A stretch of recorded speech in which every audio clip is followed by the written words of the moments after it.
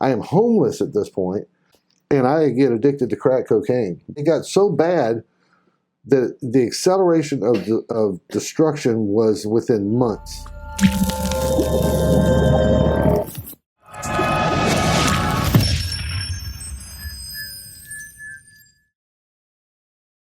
Hey everybody, we're back with another edition of the UmeetU movement, and I am joined with Mr. Rob Frier, published author, president of First Class Realty, and just such a story. It's been inspirational for me, just knowing this man, and really want to get inside his head and let you guys meet him and hear, you know, everything that it takes for somebody to get outside their comfort zone, everything that somebody can go through and still come out on top, still have the mindset that yes, we can get up and do this another day. So Rob, appreciate you coming by, man. Thank you, Jason. This is a treat. So really just, you know, after reading the book, buck up, quit crying, and start over. Just realize that there was so much more to your story than meets the surface. Take us through how somebody can overcome so many things to become the person that you have and to be the mentor that you are to so many people. And I think a lot of times you may not even realize it, but I know in my life it's one of those things that, you know, just watching the people around me, watching the people that I want to emulate, and just changing the people that I'm around, you know, getting to be around more people like you and, you know, other people in our industry. But take us through, you know, where did you grow up at? Long story. I grew up all over the world, really, but we'll start with Savannah, Georgia. We lived there till I was about 2 or 3 years old. My little brother, who's a couple of years behind me, was born before we left, and then we moved to Jacksonville, Florida. Right out the gate, the reason we were in Savannah, Georgia is my father wasn't at the house. He was in prison. And so after he got out on parole is when he had permission to move, and that's why we left for Florida, which is interesting because that's the first seed of environmental cures that I went through, and I didn't even know it at the time. So we stayed in Jacksonville for, oh goodness, I was 8 or 9. Now, the part that was really interesting is we moved about 27 times during that year. Wow. And I had no idea it was 27 times in 1 year or 27 times in all? No, not 1 year. Okay. In all that time. It was about 20. It had to be. That is amazing. 25 at minimum. I'm pretty sure it was 27 because the number slowed down as we moved. So you just kept a suitcase ready. You never knew where you were going to end up, you know. Wow. And we were really blessed in this sense, though, and that is that the Catholic Church in Jacksonville, Florida, at the time I was officiator, but in that area, we qualified to get free tuition because we did good in school. So I always went to the same school. We just had to drive different distances. Different routes. Yeah, we moved an awful lot. And from there, I guess I had to me, a normal childhood. Looking back, it wasn't so normal, but everybody's got problems, so who cares? So we go from there to overseas. Went to live in Ras Al Khaimah, and that's in the United Arab Emirates. Now, at what point did you realize in the States still, and moving around this much, at what point did you realize that most kids didn't move around this much? That when did that all kind of start making sense, and how did that affect you? You know, I'm sure we'll talk about it, but moving forward into adolescence and teenage years. Yes. And third grade. So how old were you in third grade? 7, 8? Ask the producer. 9. 9. Yeah. Okay. Well, around that age, and it was a displacing feeling.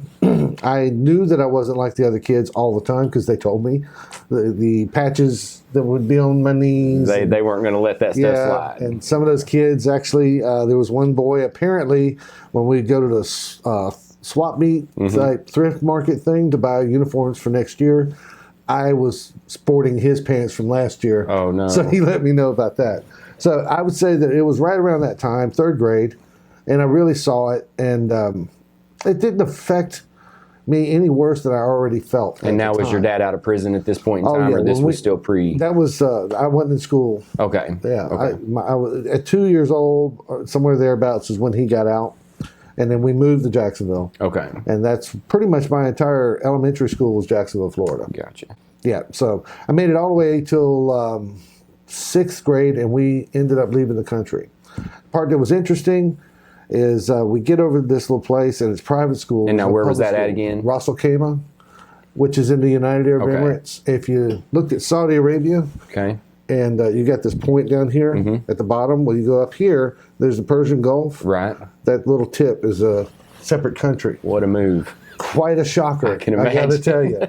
I had never seen a camel up close. Oh, my goodness. And so many of them are running all over the place. And our backyard was built kind of into a sand dune, but they don't have fence like wood fence. They have blocks, concrete cement blocks. And the fence had to be at least 7 foot tall, all the way around the yard. And over the back of the fence was this dune that was up there, and it always seemed to produce this one weed or whatever grows in sand. Yeah. Go figure. But a Cactus. Camel would come up there and eat that thing, and it was just awesome. And now these were wild camels? Absolutely, yeah, absolutely. And what had happened is just before we moved in country, my dad was over there on single status working. So I think it was the prince's son hit a camel one day, going ungodly speed. So the camel died and the son died. So they had 2 days of holidays in a row. One for the camel and one for the son. I did not know they were highly regarded, as Isn't just that like crazy? people. I don't know. Huh. I don't know. I never talked to one, so I wouldn't be able to tell you. But they certainly ran free out there, And I lived kind of in what was considered the Westerners setup. There were Europeans of all stripes. And I've heard different ministers and people that have spent time over there talk about, how as Westerners here, we don't realize the differences. Even the text of the Bible and a lot of the analogies and stories and everything, the way of thinking, the way of life in the Eastern world, they say is so much different. It's as if you can't be that far from the 6th century, because literally on my school grounds, you could go 200 feet in any direction and you were bound to run across what was left of once somebody's mud hut. So It was almost as if you stepped out of that day and into the past, and just that quickly. So and the thing about now how old are you at this point in time? I am 11. Oh, okay. So you're old enough. I'm taking You're it in. starting to mature. Yeah, I'm all over It's a this. different environment. Absolutely. And the school I went to, they crammed 6th, 7th, and 8th grade in one class. That's how we learned. So it was opening up in real time for me. It was very interesting, quite an experience. And like I said, we stayed there a year, and then we hustled on back. And I thought we were going to Jacksonville, Florida, which is where my friends had been. And instead, we came to Houston, Texas. And another shocker. Oh, that was a killer. I just did not want to be in Houston. My mom had convinced me. So you wanted to go back to Jacksonville. Yes. Let's go home. Because it's all the ties to friends that I had. Right. Everything in my life was so temporary, but at least if we went back to Jacksonville, I knew where my school was. There were only 2 of them that I went to in Jacksonville, and knew where they both were. Gotcha. So my ties were there. Plus, I had an aunt and uncle there. Familiarity. Yes, familiarity. But then we came to Houston. What a shocker. Oh, gosh, what a shocker. I mean, everything from the heat to the expanse of Houston. And back then, it wasn't nearly as dense as it is today. We came in 1978. Okay. I enrolled first. Here's some more. So we land over there in this neighborhood by the Woodlands. Okay. And I enrolled to Knox Junior High School in 7th grade. Brand new school. I was not there to finish the first semester, and we moved from there to Humble. Oh, my goodness. So it starts the cycle over. All the way across town. So there go all those friends. There go everything you're planting. It's over. It's time to go over here. And now I know this is pre-Beltway. Is this pre-610, all of that? Yes. So No, 610's around. Okay, so it's still an hour and a half Yes, to and get there from was the actually a Woodlands to here. Beltway 8, but it just wasn't elevated and toll road yet. Okay. But yes, we moved out there to a place called Audubon Park. Okay. And inside of Audubon Park, that's pretty much accounts for, 3 years. But in 3 different houses inside of Audubon Park. We moved 1, 2, 3 times, yes. Gotcha. So my life is full of move.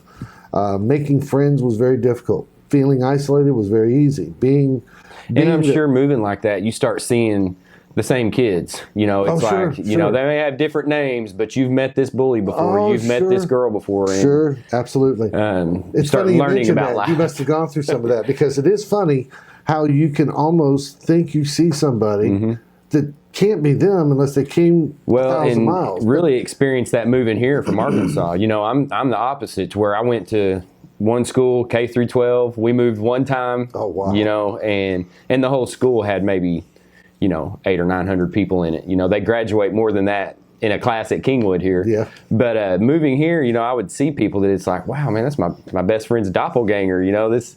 And then you start talking to them and same personality. Yeah, I mean, yeah. it's almost like the same people. And so I can imagine being in school, especially with kids, they're so predictable that, you know, it's like the same people over and over. But Yeah, it was a lot of that. Things seem very familiar. And of course, they are familiar because we do pick up on things. We are learning. We're taking in information. And being the kind of kid I was the oldest of 5, and the home life was not calm. We just haven't talked about it. But it was very abusive from the time my dad came home. I mean, I'm not talking about hurt my feelings abusive. In fact, I laugh at that crap. I don't even call that. I mean, I think that's a joke. This man would knock you out. I mean, I had never been hit so hard my entire life as I got hit by my father, which is interesting because you could bully me up to a point, and then my mind would switch to what you can't possibly hit harder than that man. right. And I've already been there. I've seen worse. Yeah. That's exactly how. What I do you felt. got for me? What are you going to do, man? Come on, Right. seriously. So, you know, that rough upbringing and all had kind of stewed, and all those moves, that was stewing in me as well. And then I finally land at Humble Middle School. That's where we land, and 7th grade. So I know no one. I'm trying to make new friends. It just seems like the bully and all those people are who I'm running into. It's at that time that I was really getting tired of what I perceived was too much on me at home. Couldn't please my mom, couldn't please my dad, couldn't make new friends. I'm getting bullied around. I just didn't like any of it. It's at this point where, you know, for me, I'm 12 years old. No, I'm not. I'm sorry, I'm 11. Is that right? That's too 7th much. grade? May have been. That may be around 12, 13. I think I turned 12. Yeah, 7th grade begins to change the process for me at that time. Up to that moment, I'm inundated with hardship and not really able to compare it much. But 7th grade, for some reason, moving in Houston from that school to this school, I don't know, it just kind of all came together. I started recognizing that I wasn't like the other kids, which is a good thing to some degree, but it's also a tough thing to take when you start realizing that I don't have a life. I don't even have any interests other than I'd sure like to move out of my house. I didn't want to be at home anymore. And in fact, before I turned 12, I had already run away from home the first time. So I'm 11 years old running away from home. Wow. And left 4 more times till I was about 16. That's when the cops are finally telling you things like, now, son, if you leave again, we have to put you in juvie till you turn a certain age, and then we can let you back out. You know, trying to get me to understand that life doesn't work that way. For me, from 7th grade, I would have to say all the way through 11th grade, my experience with the public school system had a track record of destruction. I don't know that I learned much from those experiences other than it had turned me into a bully. Just going through the motions. Yeah, I'm just here. I want my own life at this point. Now, the interesting thing is right around 10th grade, I meet up with this kid who very quietly in homeroom every day read his Bible. Now, I was not unfamiliar with the Bible. I was raised a Catholic. So I understand the Catholic Bible, the Catholic way of doing everything, which is very unique compared to Protestant. Right. Nonetheless, I end up meeting this guy and never picked on him, just found it incredible that he would just, nothing bothered him. He was just calm. So I get involved with him by going to his church's youth group.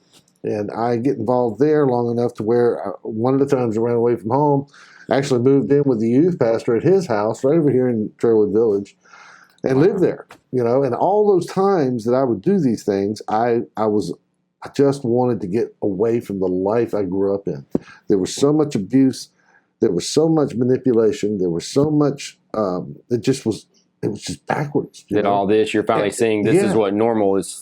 And normal was supposed to be. If normal stunk, it was still better than what I was living in. So for me, at that age, 15, 16, 17 years old, when I get ready to really trip out, it makes perfect sense that the way to fix this thing is a geographic cure. I mean, my family's been doing it my whole life. You don't like it? Move. Pick up and move. Yeah. I finally did. At 17, the law couldn't get you, and off I go. I got kicked out of high school. They told me do not come back. So I took my GED, and it was interesting. There was a 2-day test at the North Harvard over here. I took one part of the test. The next day I go to get ready to take the second half, and here come 2 administrators to me out in the hallway, and I thought, oh God, here we go again. I haven't even hit anybody. I don't know what the deal is. So I'm like, what? And they said, well, this is your name? Yeah. Okay, well, we need to ask you some questions. Who are you getting these answers from? I said, what are you talking about? And as it turned out, they were trying to find out if I was cheating. I told them, why don't you go look at all the papers that were around me then, because I didn't cheat on this thing. See if they match. Yeah, nothing matched. They were just amazed that you could score that high because they knew I was a reprobate because the high school told them, well, when he does show up, he's pretty loud. He's causing trouble, yeah. So we don't find him with his nose in a book very I think that for me, in my childhood, everybody's got such a sad childhood. Everybody's got something that impacts them that way. I just don't see myself as any different. I see that I had my own stressors and triggers, but what I didn't realize is that given my own operating of my own life, how messed up it was. And I went straight from young adulthood, the world's my oyster. I didn't go to college. I barely got the GED. I had wondered if you went to school anymore. That wouldn't happen. After high school. I couldn't do it. I got married at 18. Had my first child on my 19th birthday. Wow. And that didn't go very well. Wow. I'm working 3 part-time jobs, and I'm walking to those jobs here in Kingwood. That was very difficult, but you had to do it to pay the rent. So even going through that, I'm thinking like I'm the victim. All my hardships, I'm thinking I'm the victim. I'm the victim. Life never goes right for me. God doesn't love me. God's not blessing me. My mom's right. And this is the inner dialogue of what you're telling yourself over and over. And I am reinforcing it with every dopehead in Kingwood, Texas is my friend. I know where he lives, and we can go there and smoke some weed or whatever stupid thing we were doing. I kept on that track, Jason, and I'm going to fast forward up to about 23 to where I'm divorced from that first wife. I am homeless at this point, living in a hotel room off of 59, and I get addicted to crack cocaine. Wow. And it got so bad that the acceleration of destruction was within months. I get involved with this drug and these people, and then eventually I can't even pay the $15 a night to stay in one of the rooms. Wow. So I knew it took a turn. I just wasn't sure, the different stages. I don't know if that was a turn or a jump or what, man. But a leap of something. It was really bad. And so I started living in between the buildings. There's a big dumpster, and I set up house behind that dumpster. And the way you could do it is back then, you take the lids and flip them backwards, and they never went all the way flat. They stayed up. So it kind of would shelter you from the rain and stuff like that. The awning, yeah. Yeah, and everybody knew I was still around, and every now and then they'd sneak me into one of the rooms, and if the manager didn't know, then it was okay. But if the manager saw me, then of course, I got to go live behind the dumpster. Right. But all of this... Back to there again. All of this was because of the drugs. I mean, I couldn't make or keep money. It was just... My whole existence was for more drugs. I was totally addicted, didn't realize what to do. I'd always had that addictive personality. And I'm sure at that point in time, the people that you were finding, were they people that had been through, maybe not the same circumstances as you, but, bad circumstances. Right. Everybody's a victim. Everybody's getting crapped on. The world doesn't love them. God doesn't love them. Parents don't love them. Same story. And I identified with that. Basically, it was a big, huge group therapy session of doing drugs and feeling sorry for ourselves. And I'd like to tell you that there was a great ending to that part of the story, but it wasn't. It went on for quite some time. And, in order to save time and film, I would have to tell you that I went through a second marriage at 23. Got out of that world. I thought, I'm going to get married. I got a place to live. I'll go get a job, and everything will be great. Well, I still had that addiction I'm carrying. I still had that stinking thinking I had. And I'm going to go try to change my life by moving again, which is just more of the same, except I did worse than my family. I'm getting remarried every time I'm moving because here's wife number 2. Right. And I would put on put on the idea of, okay, this is it. I'm going to look better. I'll feel better. I'll do better. And I went and got a job, and I'm selling trailers, and I'm making a little money, but it just wasn't working out. My wife and I were constantly at each other's throats, not literally, but figuratively fighting because I still had drug habits, and I didn't share them with her. And she thought she was marrying some Christian, great Christian man. So she didn't realize that some of the things you were carrying into the marriage. Yes, and you know what? Who does? Most of the time, people do not take the time to get to know one another. They take the time to find out, can you make me happy? Right. That's what we're finding out. We're not actually looking at, hey, let me tell you about myself. Right. So marriage number 2 is gone to the wayside. Unfortunately for me, I was not smart enough to just cut that one off. It kind of was back and forth, even though we were divorced. We maybe we'll fix it. Maybe God will perform a miracle. Maybe it'll be better. Maybe. So that drug on, just taxes your life. So one day, this lady decides that she's had enough. I'm sleeping on the couch. She just freaks out, right? She wakes up in the middle of the night. She wants me to go get to bed. Believe it or not, this all blows up into her getting right in my face. I mean, a fight. And I'm not going to fight. I'm not doing that. I'm not going to hit no girls. Yeah. So I take the phone. Back then it was that metal antenna. So I take the phone. I'm dialing 911 in the kitchen. And that lady comes up behind me, grabs that antenna, jerks that phone out of my hands. Just as they said, 911, what's your emergency? It's gone. She's got it. She turns it off. Well, guess what 911 does? They call right back. Yeah. Guess who's got the phone? Her. Oh, no. Imagine how that went. So being perceptive and being I'm a vigilant victim at this point. I'm really good at operating that I'm a victim and I'm going to jail and all that stuff. So I go outside and wait on the cops. And sure enough, 2 of them come up there. What's going on? They look me over, flashlights, all that stuff. There's no marks. There's no fight. I said, that's why there's no marks in fights, because I was calling 911. I wanted to get the hell out of there. So they escort me. They let me get my clothes. 2 weeks later, they filed charges for assault on her. And so I'm working in Dickinson. I'm driving from Kingwood, staying at my mom's house and go to work. And I'm thinking I'm going to get on my feet. And then suddenly, bam, get charged with all that. So you sit in jail. I'm sitting in jail because it's a long story of details that just boggle the mind, and I don't want to bore you, but let's just say that it's not boring. 3 weeks in jail just trying to get my bond reduced from a felony level to misdemeanor. So now take me back. What happened? Now she was charged, right? No, I was. Oh, you were charged. She charged me. Okay, I was thinking you said they came back, so they came back and charged you with assault. Picked me up at work in Dickinson. Oh my goodness! Carted me to the Harris County Jail on a $1,000 bond because it's a misdemeanor, right? Misdemeanor assault. So I get up there. The next day they take you down. They trot you over to the courthouse, and you're supposed to have a bond hearing. I don't know why mine set at $1,000, but no, okay, let's have a bond hearing. Suddenly they come over to me. I don't remember hearing my name or anything, but the DA comes over and says your bond's $20,000. What? She said your bond is $20,000. Now, for a misdemeanor to have a bond that high, it should really be a felon. Yeah. Felons have those high bonds, not a misdemeanor, for crying out loud. Plus, the whole time I'm telling them I didn't do anything. Right. I didn't hit that woman. If I'd have hit her, look at the report from that night. Yeah, that was what I was saying. There are 2 cops that came out there and looked us both over. So I'm thinking the whole time if I could just get a fair hearing. But the justice system is such that you got to pay money that you don't have to get out of there. That's what it's centered around. You pay money to get a good lawyer that you can't afford because he's got to help your case, right? And then, so by the time this process is done, man, I have borrowed money from everybody. I finally win my case. I'm not guilty. I win the case. I'm ready to go back and just sue this broad because I just couldn't stand it. They come pick you up at work, the humility, everything that goes into it. I'm ready to just take her out and get back what's mine. And my lawyer says something very intelligent. He says, this was pretty taxing on you, wasn't it? I said, well, yeah. Pretty much messed up your entire life, didn't it? I said, yeah. Well, why would you want to fool with that anymore? Best thing for you to do is take a clean slate, and the best thing you can do to give her some kind of kiss ass is go on with your life.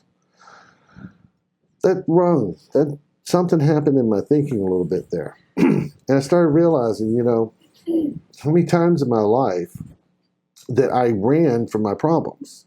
My mom and dad did it. I learned to do it very well. And that's not me blaming them. I'm just saying that was my example. And by this time, I should know better, right? And I got to thinking about parts of my life I haven't told you, but I met this old man one time, and I'm just crying about all my problems. And the guy tells me, he says, if you think about every terrible thing that's happened to you, can you just real quick in your mind think about all those terrible times? And I said, okay. He says, what's the common denominator? I don't know. What is it? He says, you were there. You were in every one of those terrible times. It might be that you were making some choices. And then it hit me. That was information that wasn't welcome. Right. You know what I'm saying? How dare you? Man, I had a blame game that was a mile long. I always managed to outrun conviction because, dadgummit, I'm the victim. Right. I'm not the aggressor. I had to be the aggressor because he was the aggressor. You know what I'm saying? Right. The part that really started to shake me up was that part that was where the attorney said what he said, and I'm coupling it with what this old man had told me when I was 19 years old. And I'm thinking to myself, there's something to that. I would love to tell you, Jason, that it all came clear, and I had an epiphany. And what age is this at now? I'm just 25. Wow. Yeah. It's a lot of life. Yes, it is. Before, at 25. So 2 divorces and lots of back and forth to jail and homeless and drugs and all that. That was a block of just crap. Right. But, of course, I didn't parcel it together yet. So I go back to work. I work my tail off. I meet this gal. This gal just flipped my switch. I don't know what to say. Somehow or another, she just was so friendly. She had this cute smile, and I thought, that's a nice woman. That's a nice woman. What could go wrong with such a nice woman, right? So we get married, right? Well, might as well, right? So here I am. I'm 25 still, or 26, maybe 26. I'm married for the 3rd time. Now, this is it, though. Because anybody's going to get married after number 3 has got to be an idiot, is what I reasoned to myself. And, at least I got all my idiot out of me, and I'm still young, and we can make this work. So I start noticing something about her. I don't want to give her a name because she might watch this. But she lie about things that didn't require a lie. It wasn't even a good even when the truth sounded so much better. Yeah, we could be in a circle of people from church, and suddenly I'm hearing this story that I didn't even know was real, and she's including me in the story. So people are looking at me like, well, didn't that hurt? No, it didn't hurt. I mean, what were you supposed to do? Do you lie to cover her? Oh, goodness. Or do you bust her out by going, I don't know what that liar's saying. So it was terrible. And it got worse. It got worse. And it was ruining relationships at work. It was just constant. And there was always this common denominator. And that was that this woman had run her mouth and she's lying to people. I mean, making up stories. So we rock along for about 7 years, almost 7 years. Wow. And then suddenly... not suddenly, but I'm noticing things going wrong for the last 2 years.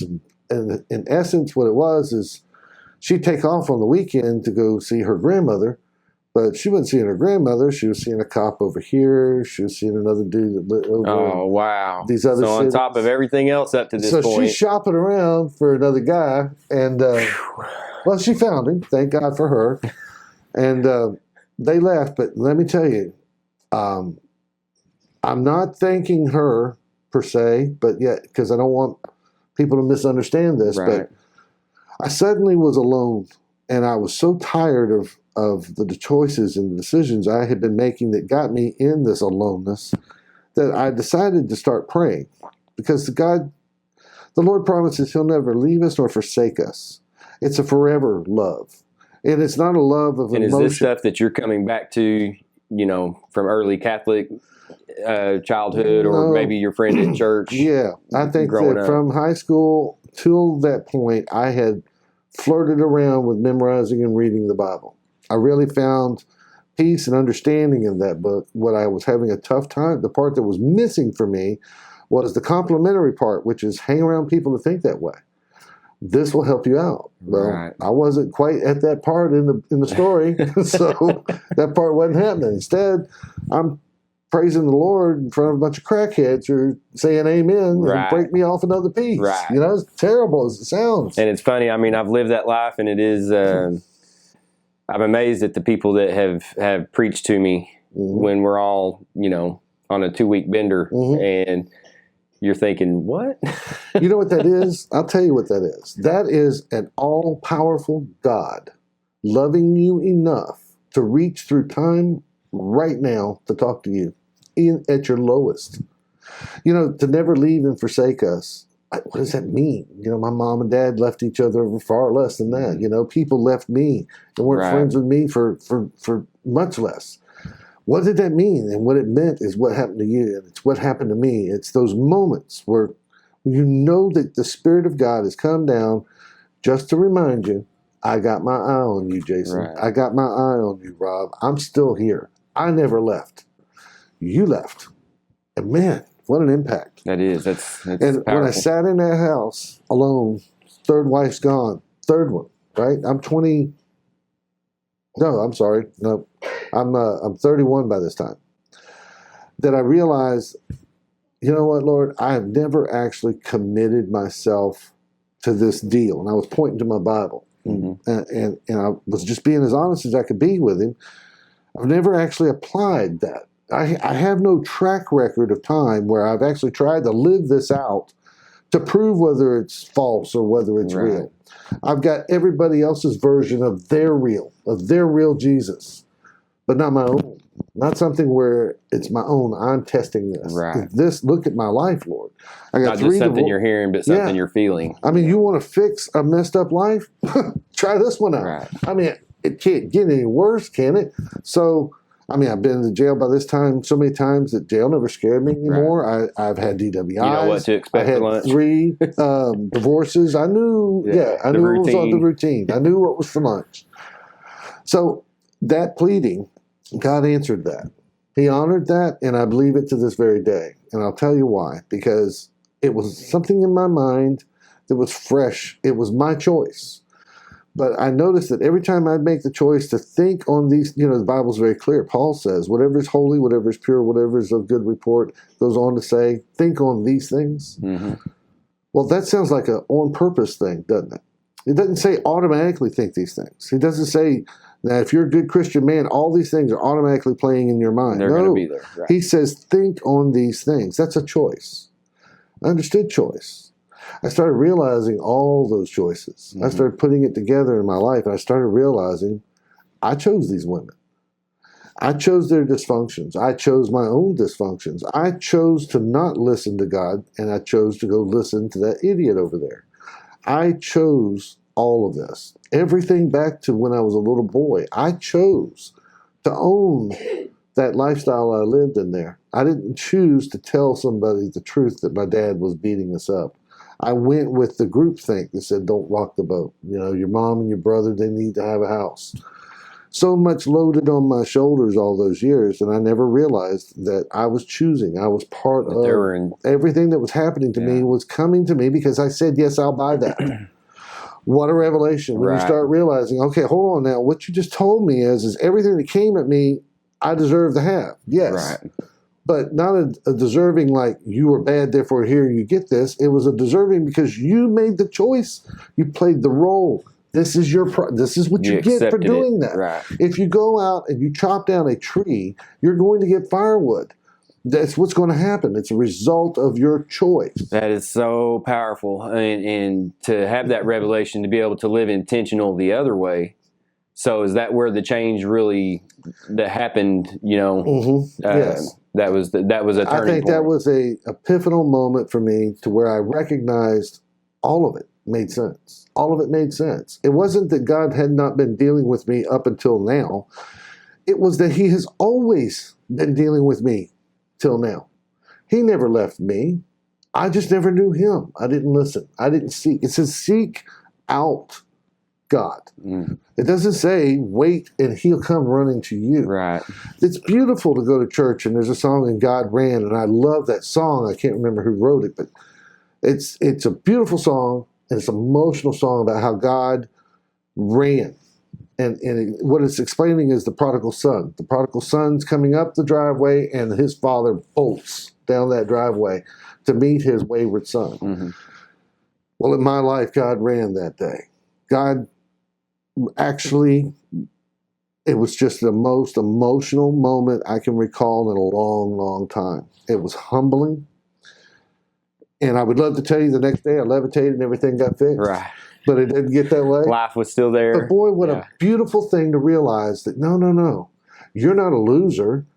You're just the guy to go through all that stuff because I'm training you for a better thing. Being prepared. I have something for you down the road to give, and I needed you to go through that training. You know, if you're going to become a Navy SEAL, you don't just go to boot camp and become part of the Navy. You go to more camp, and you know they don't tell you, hey, you're going to be a Navy SEAL. You choose it. Right. So, you know, there are knuckleheads that go through all of that basic training, and then they'll go, I want to be a Navy SEAL. They choose to go eat tree sap and things. Golly. Well, I did too. And God woke me up to that. And the beauty of what I'm getting at is that there was a far more purposeful Rob from that day forward. And the purposeful meaning that I've always wanted my own business. See, sprinkled in that long story that could be boring. I'm sorry. No, I love it. And that's really what the next phase I was going to ask about, you know. So if, from that point on, you know, how did you even end up in real estate? How did all of this come about? I mean, I want this story. I want to know how, you know, because I've known you for the last probably 4 years. And I'll be honest, when I first, you know, from the first time I met you at Saltgrass, you know, at the NARPA meeting, you know, you just look at somebody and you just think that this guy's been a businessman his whole life, probably had straight A's in school, Dean's List in college. Absolutely. You know, he brushes his teeth every day. And it really, you know, there's just, knowing this whole story, there was a change to where you stopped living by chance. You realized that this has been choices this whole time. Right. And something throughout this whole process has created a leader. You know, you're not just managing Rob now. You've got employees, you've got clients, you've got all the different things that make this life go around. And so, at what point through that transition did the business side come to where you had the confidence to say, I can do this? You know, that whole story. Good question. I would have to say that it was right around that same time period. However, sprinkled through the entire story from the time I was 8 years old, I have always engineered some way to have my own business.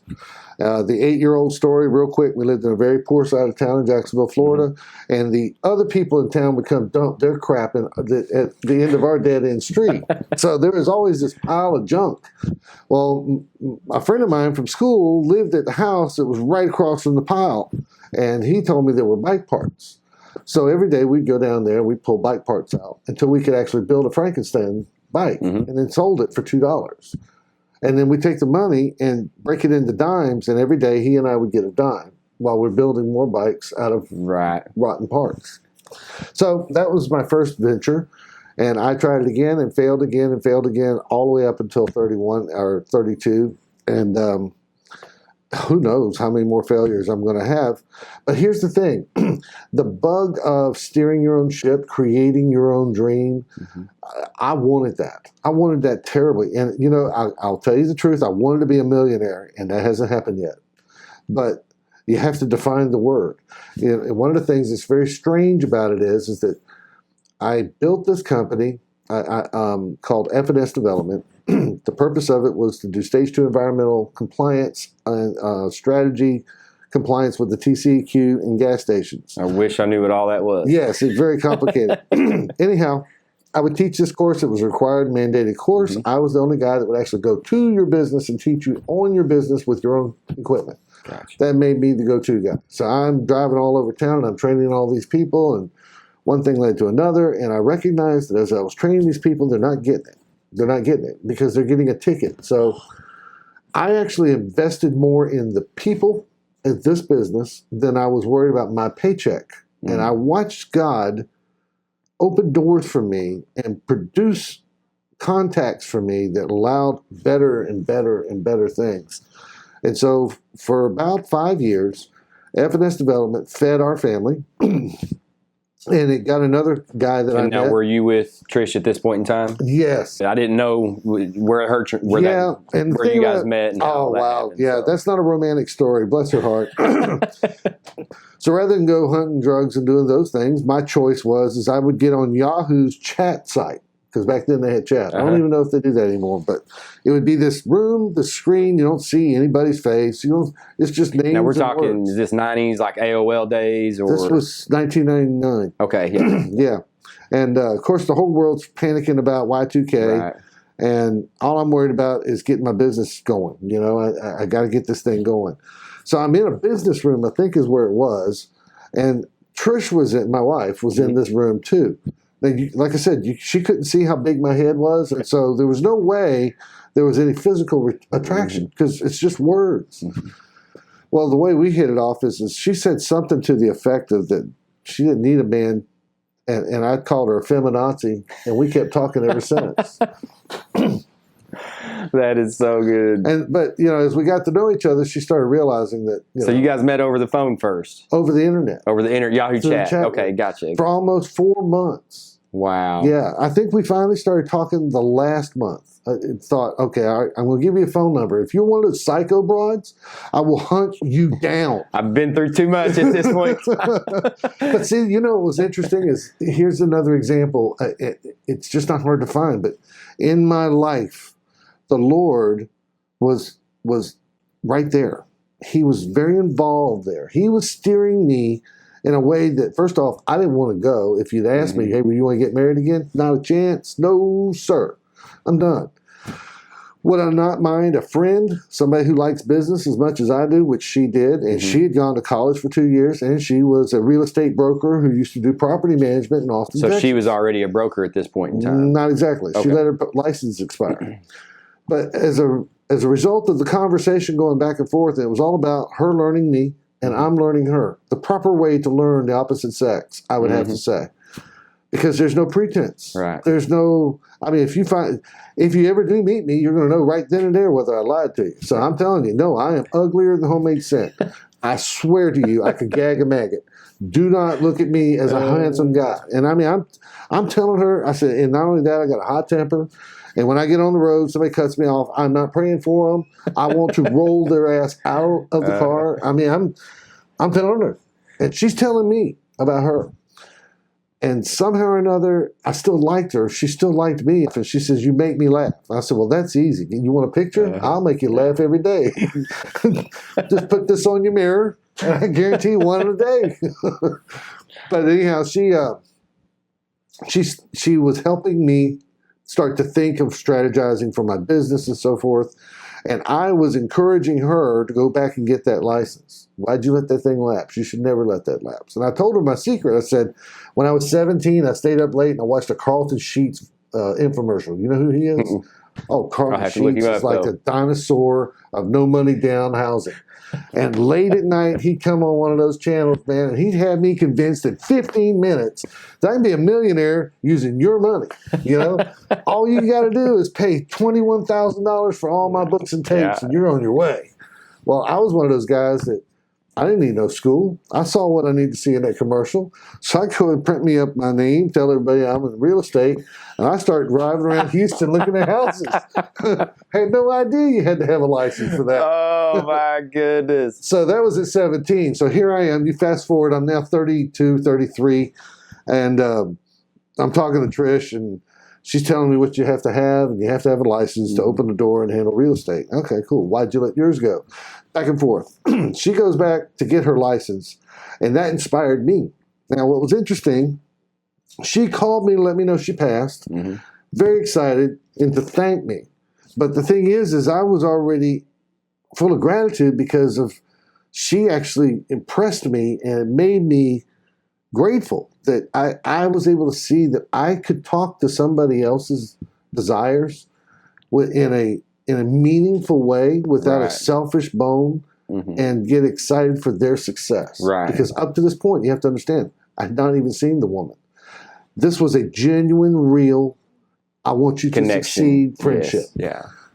Wow. What an amazing thing. That is amazing. That is what kept me going with my business. And I've met Trish, so I'm sure there's something through everything you'd been through and the people you had been with up to that point, I'm sure there was something totally different about her demeanor, her humbleness, everything. Sure there was. I'm sure you noticed that even through through typing her phone, so.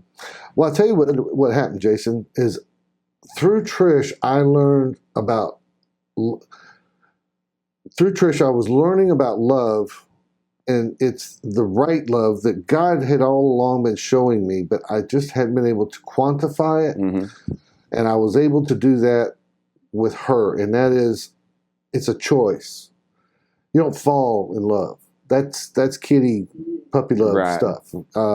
I gotta tell you, we're grown adults. We got a lot we need to do in life. Do you really want to have something that's that powerful that you lose all your sensibility? You got too much going on. I see people do it. Yes, but it does happen, doesn't it? Well, when you choose to love, that's the kind of love I want. That means somebody has thought about it. They see my black side, my brown side, my green side, my yellow side. They see the whole rainbow of Rob. There's too much blue and too big a head, but I'm going to choose to love you anyways. And man, that is what I want, because that's commitment love, right? That is the love that we're supposed to have for the Father. As we have it for the Father, we have it for ourselves. Not in the selfish, self-centered, but in the compassionate love that He has for us, we should have for us. Because if I don't do that, I couldn't do it for her. And that's what happened to me. I wanted to love her by choice. It wasn't the romantic thing. There are moments where you love each other very romantically for days at a time, and then suddenly the diaper stinks, and everybody forgets because they hadn't slept in 3 days, and the baby's crying, and then your turn. That's life. Right.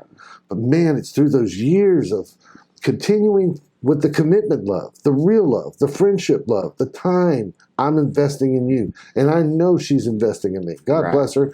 And I think there's a change there too, where for you to be able to recognize that and understand that love, a point from where the story changed with your inner dialogue, to where you're comfortable in your own skin. You're not the victim anymore. Yes. And, it's just really neat how all that happens. And I don't think anything happens by accident. Just like you said, everything leading up to that was prepared for. Had you not went through all of that, you may not have been in that point in time for that chat room to meet Trish, and for the rest of this life, the next half. No awkward teenage years, none of that. Now you get to choose. You understand the choices, and so that's so powerful. That's something, really with this whole movement. That's the depth that I want people to understand and think. That even about their relationships. I see people all the time get puppy love and jump out there and get married or whatever the case may be. And you can stand back, you're outside looking in, realizing this is not a good, this is not a healthy relationship, right? You want to scream, but you see how the blinders get put on. And I think a lot of times that happens easier to people that aren't comfortable and confident. Well, and I got to tell you, I don't want to come off in this interview as a guy who's got it all together, because I do not. It's a daily, you have there to is a lot that I've experienced that I gladly share, because it can be relief, it can be freedom, it can be liberty for the person whose ears catch it. Right.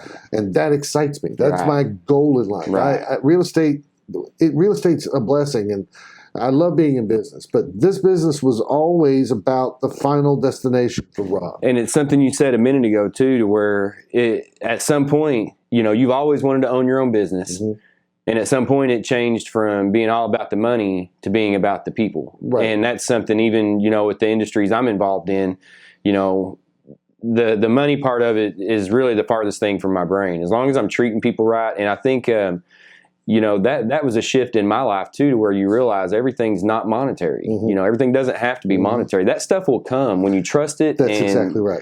All right, so now that you and Trish. It's a byproduct. Remember we talked earlier about the consequences of my choices? Yes. The consequence of those choices, I choose to help others, I choose to be giving, I choose to follow through and follow up. Those things produce money. It happens. Right. And you don't have to go and plug all this in. If all you want is money, well, you can go chase it down that way too. But I'm talking about lasting fulfillment. Yeah, because just money won't do it. In the year 2000, the first year the FNS is out there, we're barely scraping by. But I'm telling people I'm the richest man on the planet. And the reason why is I had the Lord, I had a new wife, and I had a baby girl at home, and another one on the way. Rich was not monetary coming out of your mouth. We're talking about a richness of a cheesecake here, man. We're talking about bite off into that. Yes.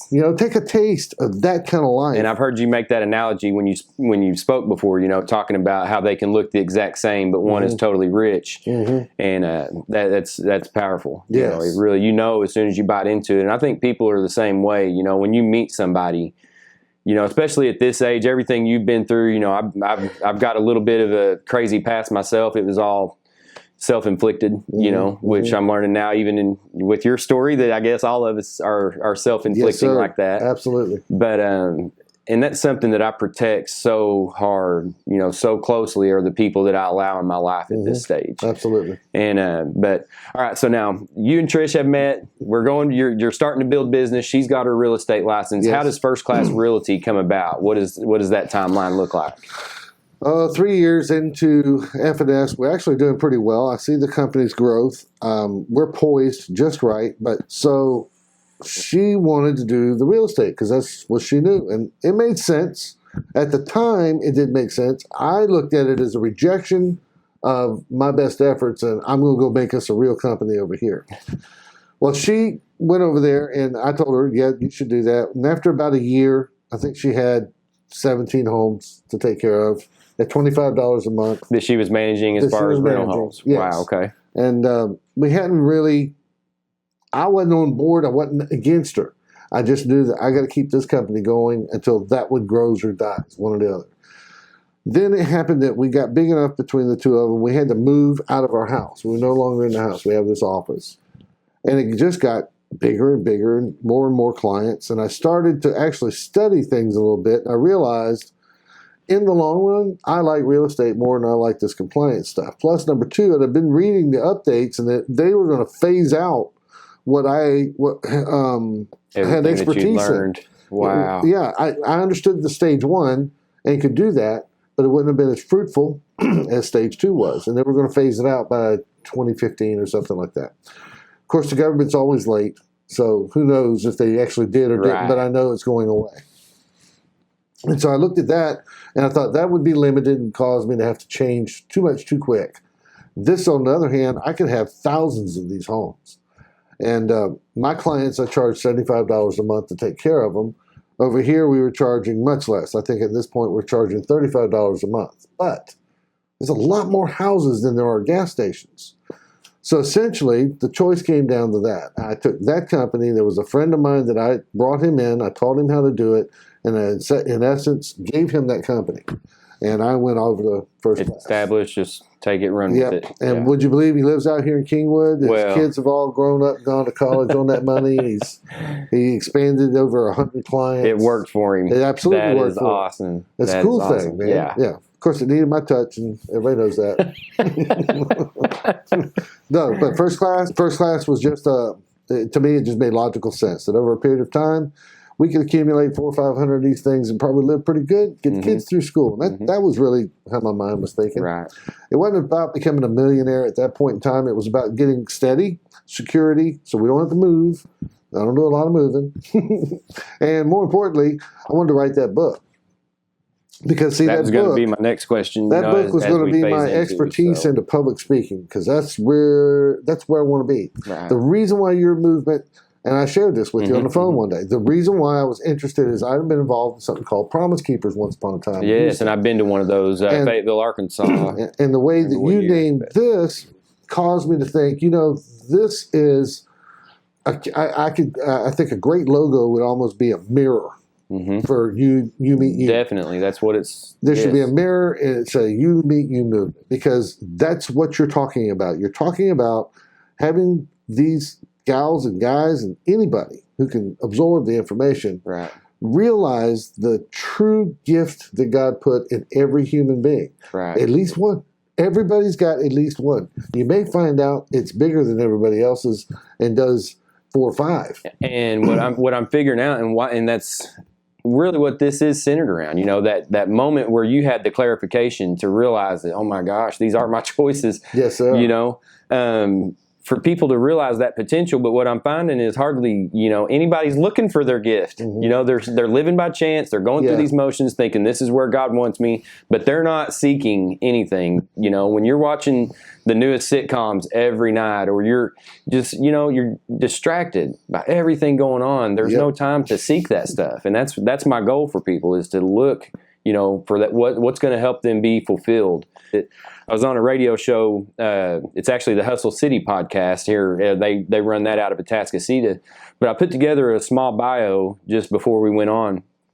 And when I was in my office and I finished writing that, I realized, it was like I just had to sit back and just kind of reflect for a minute, because as quick as it took me, a few minutes it took me to write out that bio, we can write out the next chapter. We don't have to live in the past and writing this stuff down. I can write down the choices that I want to, the person I want to be. Absolutely. And so that was such a, just such a moment for me, just to sit back and think, wow. And we've done that. We've written out goals and put things on paper, but it never meant as much to me as it did in that moment. Mm-hmm. When you read back everything you've been through and realize those, like you said, were all choices. You put yourself in those places.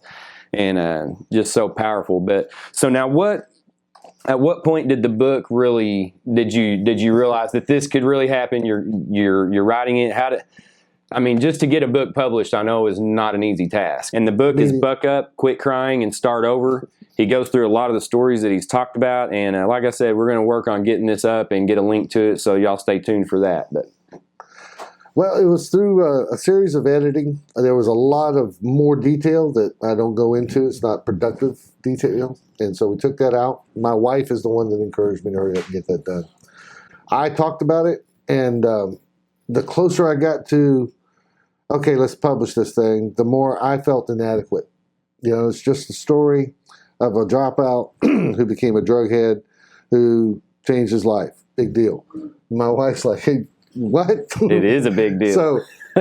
So I kind of looked at it like, you're living the dream here, because I had always said I wanted to make sure my businesses would fund the next business to get me to where it is I wanted to be. You can't just start at zero and be a public speaker. Nobody cares. Right. But you can earn money. You can share the love. You can invest in God's people and God's work. And I'm going to tell you, that I didn't even cross that today, but there's so much to just giving back. I see you do it all the time.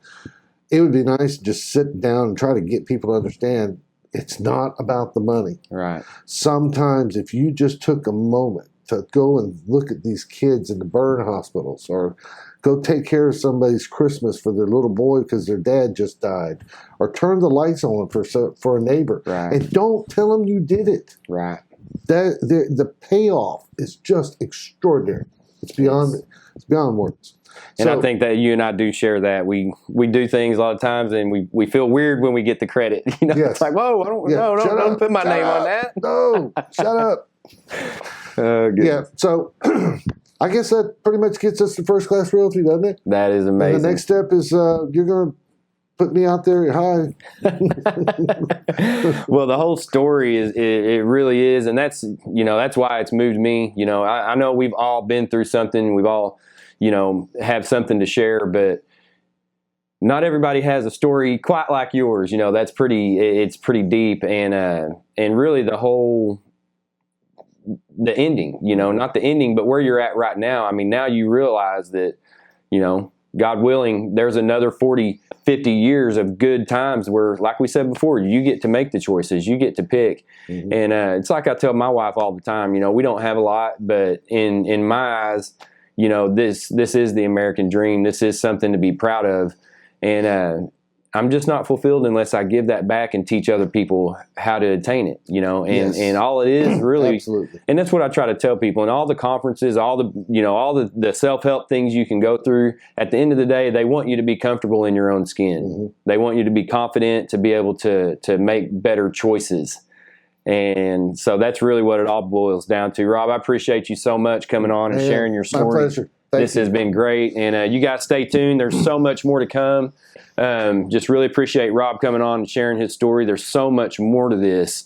And if you want a copy of the book, reach out to me. I know he does have some copies. And like I said, we're going to work on getting this up some other places. So just stay tuned for that. But you can reach out to me at umeetumovement@gmail.com. That's the letter U, meet, the letter U, movement@gmail.com. And be happy to talk with you. If you have any guests that you think would be a good fit for the show, have them come on. We definitely want to inspire people to get you up, get you moving, and really just to get you happy. So appreciate you guys. Thank you.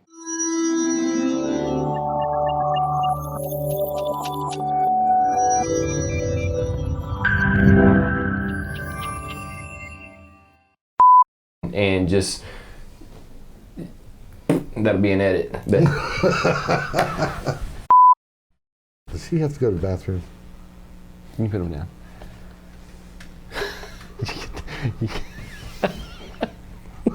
I'm sorry, man. I'm going to have to get me a real tech to sit behind this thing at some point. The 10-year-old. He looked like he was. It works for now. Did you see the look on his face? It reminds me of that rabbit. Oh, goodness. In the... Good times. Oh, you know, we're still going, aren't we? Yeah. I totally... Kenyon. Headphones. We just got your toilet flushing in the video. All right, one more time. Take 10. 7th grade, Humble High School.